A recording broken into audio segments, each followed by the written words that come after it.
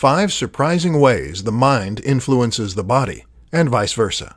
It is a mistake to think of our mind and body as separate entities.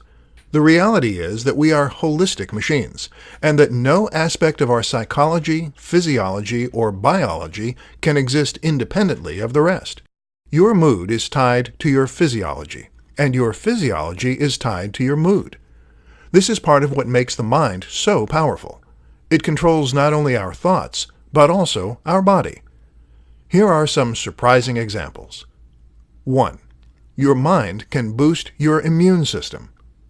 If you are positive, jolly, and surrounded by people who love you, then you are actually more likely to overcome illnesses. It turns out that stress suppresses the immune system, whereas happiness hormones can reinforce it. 2. Stress changes your children. Stress changes your biology in many ways. It can even change the way that certain genes are expressed, and that means you can pass those changes on to your children. Surprisingly, if you are very stressed when you conceive, your children are actually less likely to be stressed in life. 3. You don't digest food properly. Stress causes a range of conditions, such as psoriasis. But did you know it also prevents you from properly digesting your food? This can actually lead to malnutrition, even if you are eating properly. 4.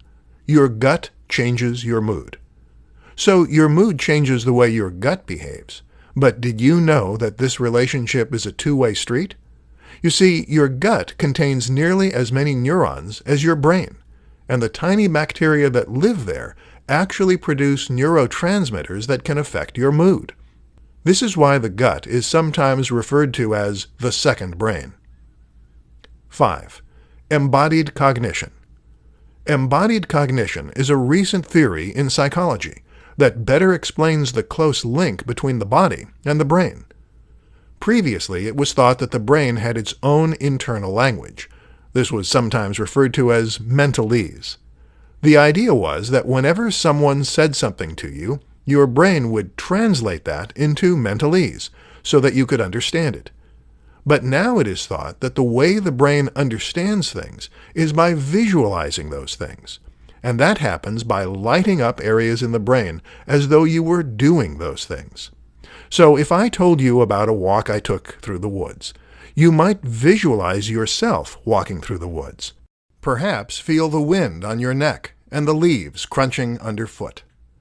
The brain doesn't work without the body, and vice versa.